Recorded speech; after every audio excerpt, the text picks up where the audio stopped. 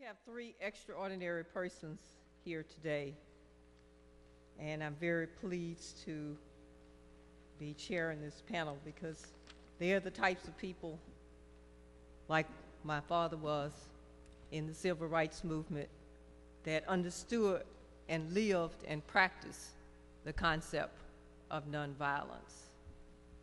My father had a chance to go by the hospital one day, and he said that the man, one of the men who he was pretty certain shot him, was in the hospital. And he stopped by the man's hospital room, and the man was all nervous, thinking my father was going to come in there with a hate message. And my father said, "I came to pray with you, and I forgive you."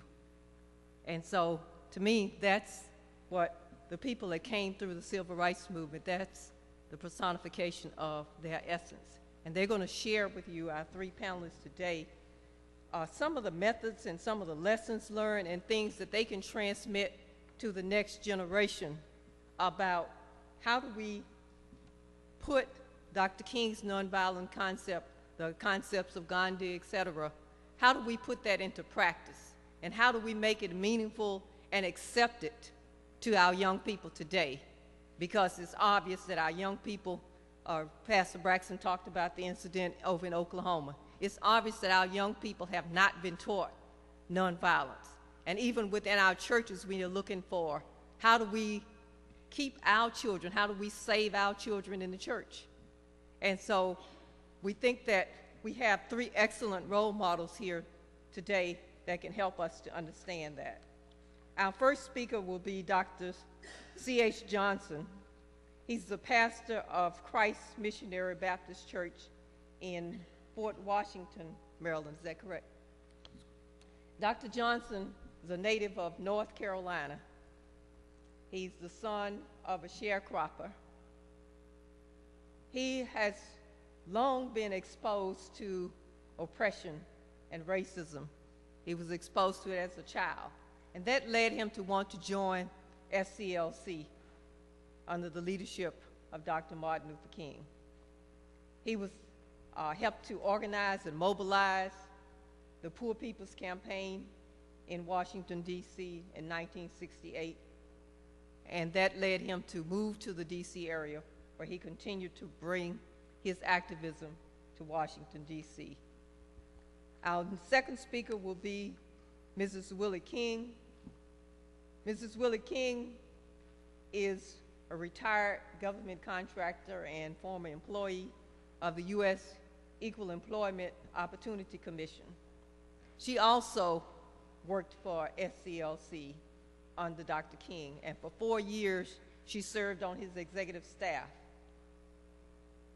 She worked with Dr. King in the preparation of the Birmingham jail letters, and she can tell you more about that, about typing on newspaper edges, table, napkins, toilet paper, or whatever you could find to write on.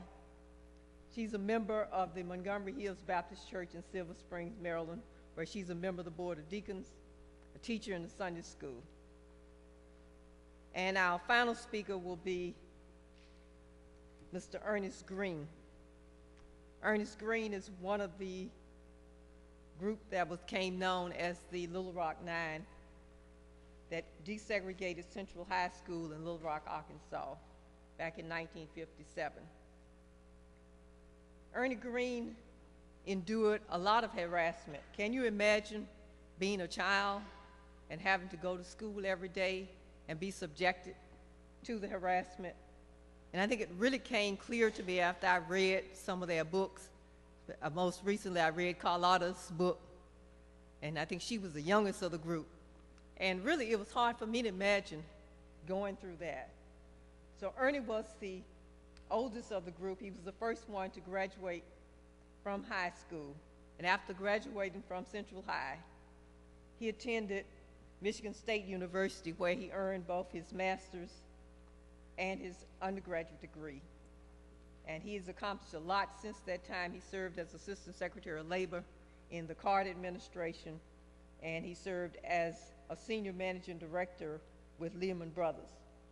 But for those of us here at Metropolitan, the most important thing is he serves as a member of the Senior Board of Stewards here at Metropolitan, and he's a very humble person. People would not know that he is the Ernie Green icon because he comes here and he does his duties, and he's just a really great guy. And I have enjoyed, and I've learned a lot from being around him.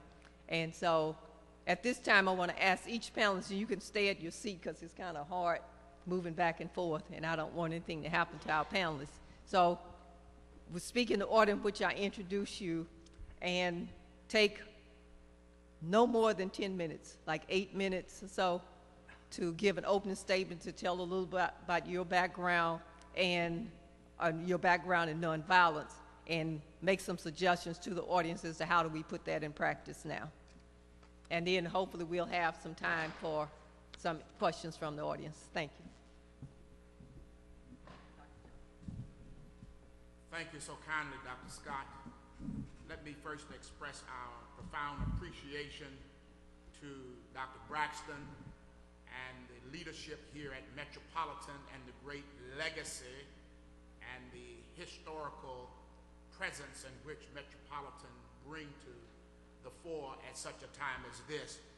I'm sure all of you know now that Metropolitan AME is part of that great Underground Railroad experience, and of course Dr. Braxton and the people here now continue that same great legacy for freedom for all of God's people. We thank God for Dr. Stephanie Myers and all of the leadership of the wonderful work that is being done by the Black Women of Positive Change.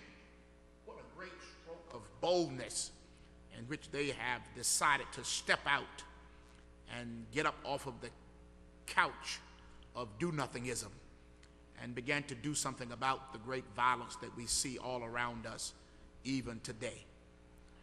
Let us rewind and step back into history a little bit, not as far back as the Neanderthal man, but just go back a little bit to late 50s, early 60s from my point of view.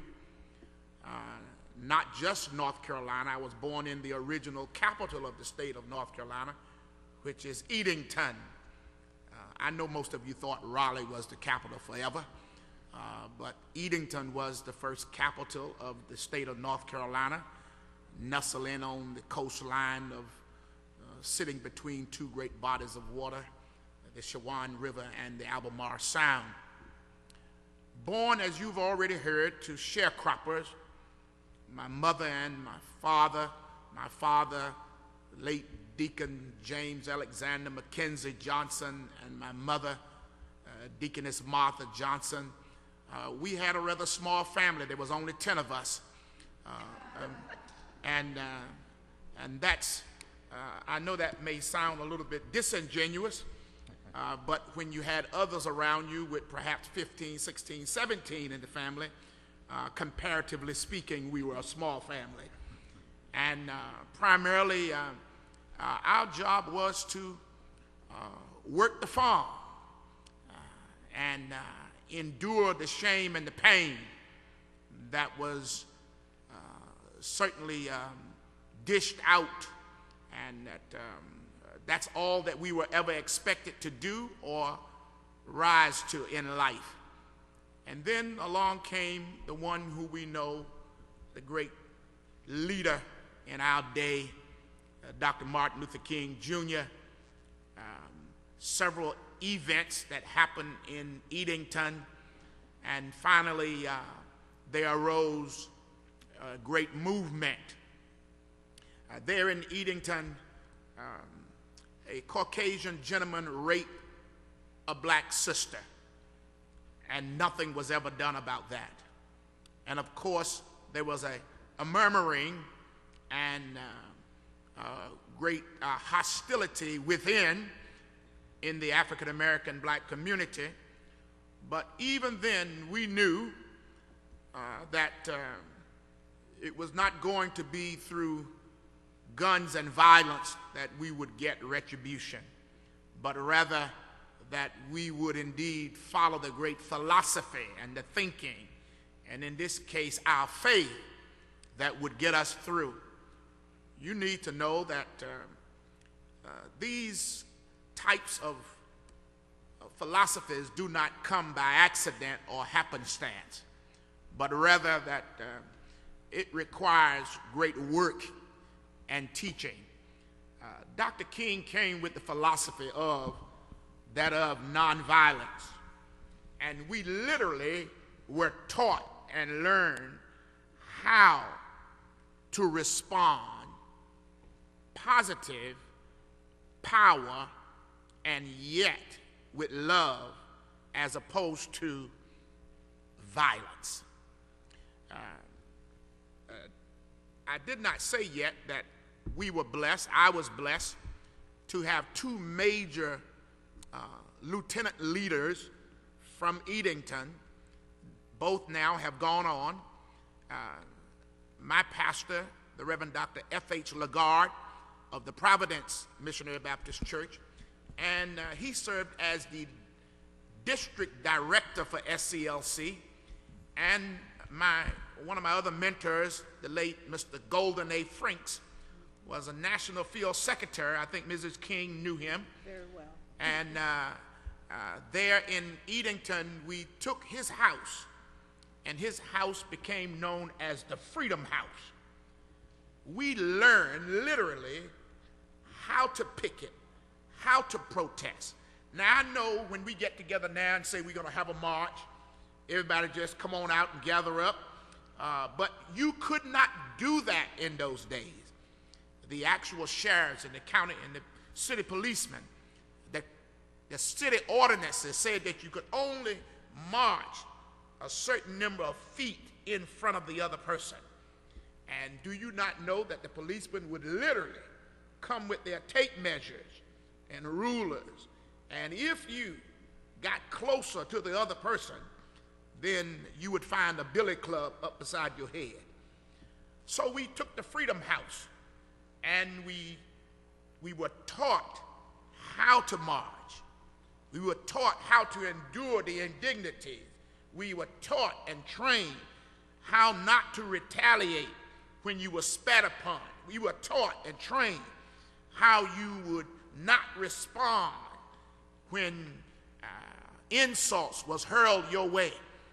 So this whole philosophy of nonviolence did not simply come about through osmosis, but it took direct, intentional training, and we had to learn how to do this. And then we would have practice runs before we were allowed to literally go onto the street and do what we did best. Even when we would go into the local pharmacist, the drugstore, of course they had the sign that said no coloreds allowed to sit down. You could only go in and make a purchase, but never sit at the soda fountain to get a milkshake or a soft drink or pop, as we would say. And they taught us how we were going to respond and react when the policeman would come to carry us out. There's so much can be said, and perhaps some of these points will be brought out through your query of question and answer. But we live through the days whereby oftentimes in life where the indignities inflicted upon you could be a positive when your oppressor thought that he was doing something to harm you. Example, all of us like to go to the theater and go upstairs and see the screen from a better vantage point. Well, the ordinance in the town was that all of the white people would get to sit on the main floor. And then African American, blacks, coloreds, by whatever name they called us, then we had to purchase the ticket, go outside through the alley, go upstairs, and then we would be able to watch from the theater. Of course, you say, now what did that have to do with violence? Because we'd always have boxes of popcorn, other objects thrown up into the balcony towards those of us who were there. We had to work through these varying insults and indignities through life, but we knew that we could not get the victory in which we were seeking through the barrel of a gun. We could not change the mindset of the people that we were wrestling against philosophically, if you will. So during those days, we were taught and trained. And yes, the recommendation is that we believe that if we would go back to some of those principles and practices and precepts, that we could do some training and development and the learning of our young people, so that even today, that which was very successful then, perhaps in a more modified way, can bring some measure of success today. Thank you for allowing us to share these moments of reflection with you.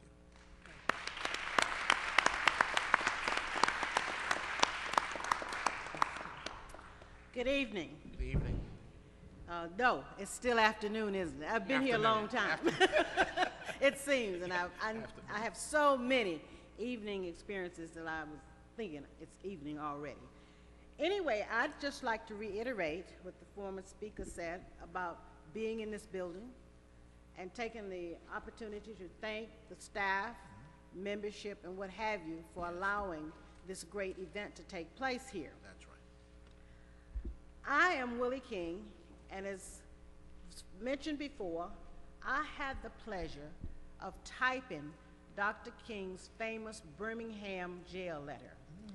That letter was gotten to me by Clarence Jones, who was Dr. King's lead attorney. And Dr. Wyatt T. Walker and I had the task of trying to transcribe while I typed on an IBM, a Selectric typewriter. Yeah. You don't even know what I'm talking about. When I tell my granddaughter about that, she goes, "Grammy, you didn't have a computer?" No, we didn't have a computer. And it was, Dr. King could speak. He was a wonderful speaker. He was a wonderful boss, but he could not write. You know, that was just one thing about it. I called it chicken scratch. And only Dr. Walker could transcribe, and maybe because he knew a lot of what Dr. King was saying. Yes. And I didn't have that kind of background and knowledge, that I just could not figure it out. In addition to typing the Birmingham jail letter, I served on what was called a people-to-people tour of the state of Alabama before Dr. King went to jail in Alabama. The purpose of that tour was to go to local communities, speak with local leaders and local individuals to find out what they wanted from Dr. King. Dr. King didn't just go into a community and say, "I'm going to straighten this out," or "I'm going to straighten that out." It didn't happen that way. Dr. King went into communities by invitation.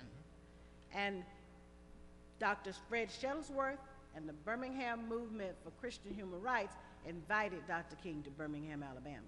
He was not an outsider going in there to stir up trouble. Now, Martin Luther King's principles of nonviolence require us to examine our own mindsets today. Our attack must be against what is causing violence. We have to fix in our communities what is causing the violence. To me, one of the main problems has been we talk about violence, we read about violence, we see it on television or what have you, but we don't identify what is causing the violence in our communities. Now, we talk about our kids and the drugs and the weapons. Tell me which kid in the District of Columbia can get across the Anacostia to get some drugs or some guns. They can't do it. Somebody has to be bringing these things into our communities and putting them in the hands of our children. Until we stop that system, our children are going to continue to be lost. our children are in a state of poverty. According to the National Poverty Center, about 38% of black children live in poverty, compared to 12% of non-blacks, say Caucasian children. Now, when our children are in that kind of situation, they can't find jobs. They suffer from hopelessness. They suffer from insecurities. And my grandma used to have a saying that an idle mind is the devil's workshop, okay? And I now understand what she meant. Our children are idle. Someone brings drugs into the community. They start to use and sell drugs. The next step is they start to set up territorial boundaries. So they fight over those boundaries. Someone brings drugs and guns in the community. The next thing is they kill one another to protect those boundaries. Now, are our churches or our parents or our community leaders prepared to deal with the root cause of violence in our communities? If not, I hate to say we may be wasting our time, but you have to identify the problem and deal with the problem. The problem is that our children are suffering again from hopelessness, insecurity, and joblessness. When I grew up, as the speaker before me said, we found jobs even on the farm. Yes. I picked 200 plus pounds of cotton every day. Yes. And was glad to do it because I could make some money that way. All right? I worked in the tobacco fields. I was glad to do it because there was no way my grandparents were going to let me sit around there with an idle mind and get in trouble. You've got to get your children involved. You've got to get involved with your children. You've got to be a role model for your children. As the former speaker said, we were taught how to deal with our problems. Dr. King's organization had an actual commandment for volunteers. You didn't just participate in a march. We had to sign, and I have copies of it, a pledge card. And I won't bore you with 10 things that you had to do. But one of the things that you had to do was meditate daily on the teachings and life of Jesus. You had to observe with both friend and foe the ordinary rules of courtesy. I noticed in this building today a parent saying, when a kid walked in front of me, say, "Excuse me." Now, how often do you see that? They step on your feet, they knock you down, or what have you, in the grocery store, wherever. Parents, you have to get involved with your children. Grandparents, you have to get involved with the children. Churches, we have to do our part to save our children. Dr. King had a saying that if you don't stand for something, you will fall for anything. Rosa Parks sat down so that you and I can stand up, okay? And therefore, we have to do what we need to do to make sure that we work with our children. Our young people seem to become content with simply existing rather than living. They show no signs of having a desire or expectations for the future. Thus, we must create for a cause for hope, and we must keep hope alive. Thank you very much.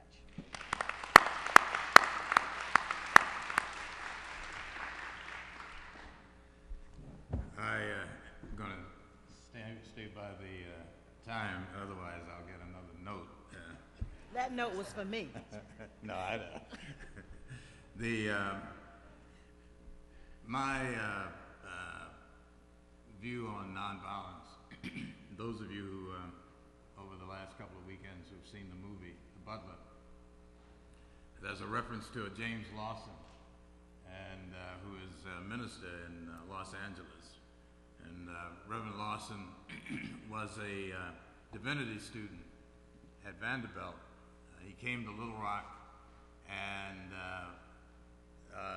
one summer, the summer of 1957, gave us some practicums in nonviolence. But my analysis of the situation that I was in, there were over 3,000 students, white, at Central High School, and there were 9 of us.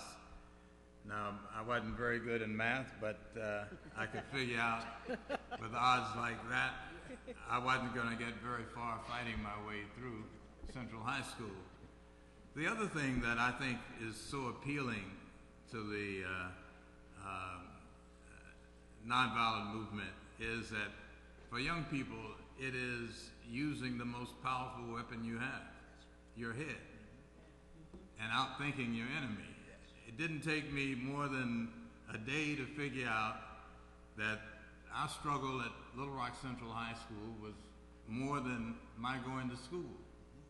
I wasn't sure that if you told me 50 years later I'd still be talking about my time in high school, but I knew enough to know that if that much interest was involved in trying to keep us out, the President of the United States had to send troops to protect us, that there was a big issue here, and it was more than just our individual education.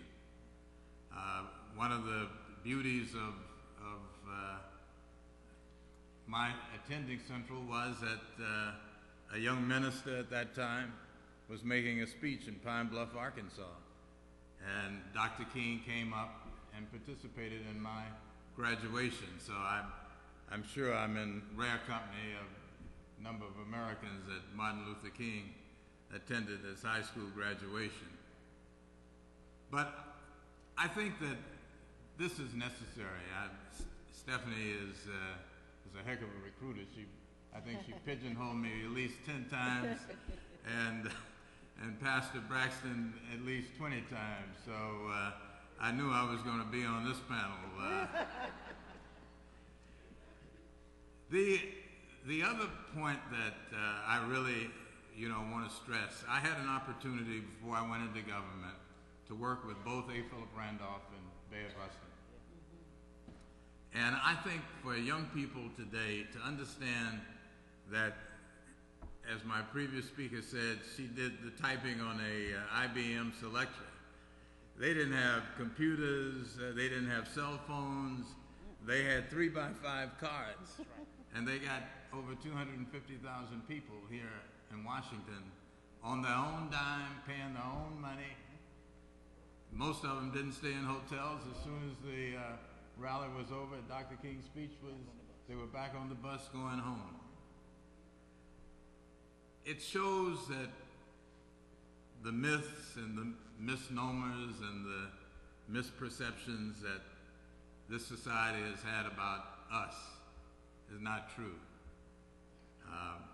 I keep saying that this church is a edifice to hardworking people who put dimes and nickels, and if they had $10, they were wealthy. But if you turn around and look at that rose glass behind you and think that a group of ex-slaves, former slaves, put that together, you got to marvel at what can be accomplished. My friend Ben Chavis over there, this is about our believing that we can change. And Stephanie, I applaud the organization for taking on this task. Somebody has to do it. As they said, getting off the couch, being active. The March in '63 was about jobs and freedom, justice. We're still struggling for both jobs and justice and freedom. And partly we've got to free our own heads to believe that we can do better. And I think this is a great start. I hope I stayed within my time. Thank you. Thank you very much.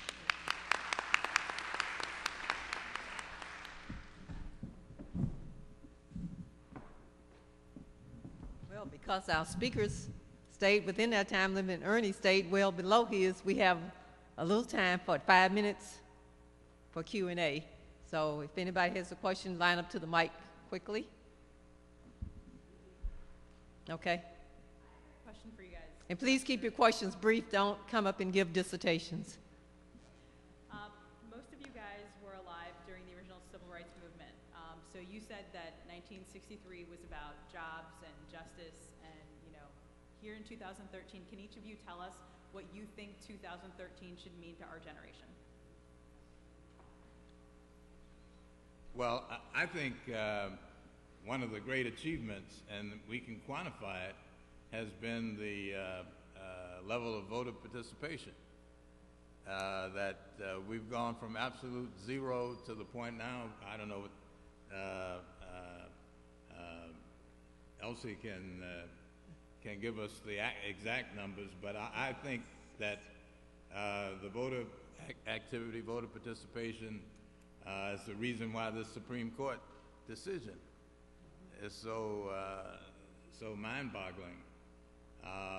The changes that have occurred at the local level among politicians, state and local government, county level, numbers that we never expected. And my experience from Arkansas was that we didn't have to do a lot to teach Bill Clinton how to count. He could add and subtract. The one thing that civil rights movement, it taught all politicians how to add and subtract. And if they couldn't figure that out, they were no longer a politician. And I think, the results show themselves by the election of President Obama. We're still fighting this jobs issue. The economic issues are, I think, the most important ones in front of us. If I may, let me just simply say that much has been said about voting, registering and voting. One of the things that you must realize is that the era in which we came out of, it was not a necessary foregone conclusion that you was going to register and vote. One of the other things that part of the SCLC operation was to have voter registration, well, first of all, voter education, Right. voter registration, and then voting campaigns. Now, it meant even more than that because many people could not read those documents that the establishment had in place in order for you to read and write certain things before you could register to vote. And then what Dr. King did was he brought into these very areas, and Edenton was one of them, and Mrs. King just passed me a document. You heard me talk about Mr. Golden A. Franks. His picture is in that document right there as the field secretary for SCLC. But they got this grant, and they was able to set up remedial reading and training for our people. And I can remember we had a freedom car. Walter Ruth and them from UAW, United Auto Workers, they gave SCLC a number of vehicles. Most of them was Dodge Polara. They don't even make them anymore now. And they dispatched them to varying regions throughout the South. Part of that, what that car would do is to bring our parents to this center and teach them enough how to read and write and get a basic foundational education under them. Many who did not complete school, didn't even get to the elementary school phase out of hardly, but they would be able to now train them and teach them all they needed in order to be able to read the documents, the portion of the Constitution, which was unconstitutional, but nevertheless, that's quite an irony in and of itself, that they want you to read the Constitution and yet they're making a policy which is unconstitutional. But you got to read portions of the Constitution in order to be able to register and vote. All of these very Jim Crow laws that was on the book. We don't know how blessed we are today that we don't have to do that. And yet oftentimes we are lax in our going and registering and voting in this country. Many people have died and shed blood and given their lives that we might have the right to exercise that so precious vote. Let me just say very quickly that the program that was just mentioned to teach people to read and write and to exercise the right to vote was headed up by Septima Clark and Dorothy Cotton. It was called the Citizenship Education classes, and we did that throughout the South. But I don't want this to go on without Dorothy and Septima getting their dues. Yes. Okay. In the interest of time, I'm going to ask each of you to give your questions, and then we'll try to answer them all quickly at the end. So if you could briefly give your question, and we'll try to remember them, and then have the panel to answer that, and we'll move on to the next panel. I'll be as brief as possible. About 2 weeks ago, I went to Roxbury Community College in Roxbury, Massachusetts, to talk to a political science class about this event and about the March on Washington, to encourage them to go. I was very disappointed in the response from those young people, and so my question to you is, how do we make them understand how important it is to do these things? Because their answer back to me was, you did all that marching, you've done all that activism, and we're still here. We're still in this spot. So how do we make them understand that it is a multi-level task to move forward, that it is, and that it's not easy? Their expectation from video games and TV is that it should be spontaneous. Okay, thank you. Good afternoon. I got an email this weekend identifying the 8 African American senators in the United States Congress that have held the seat since the inception of the country. And it made me think about what's going on with our textbooks, and is the true history of the United States with all of the elements of it, labor, women, Native Americans, African Americans. Is there any effort in your group to rewrite textbooks and make sure they get into the hands of our kids? Okay. My question was just, I know that the civil rights movement wasn't easy and is still ongoing. My question is, what motivated you to keep going when times did get rough? First, I'd like to thank the distinguished members of this panel for strengthening the resolve of those of us who have young nonprofit companies that are trying to combat racism and nonviolence with children any way we can. But my question is, if you have any knowledge of any funding sources that are available for us, or any websites or for grants or anything that we can address that would help us out to get started, funding-wise. Thank you. Okay. So the questions, just sort of summing, how do we get young people to understand the importance of the march? Is there any effort to rewrite textbooks to make them portray real history? What motivated you to keep going when times got rough? And any knowledge of funding sources? Anybody want to answer, try to answer any of them? I'd like to deal with the motivation issue, if I may. One of the things that has motivated me, and this has gone on for, I'll admit, 72 years now, that I have been trying to continue, even staying right under the radar. I work with young people in my community and in my church. You have to teach values. You have to let people see that there's something better that they can do. And we have some role models, not enough, but when you look at our elected leaders, I didn't have that. There was nobody in Congress at the time.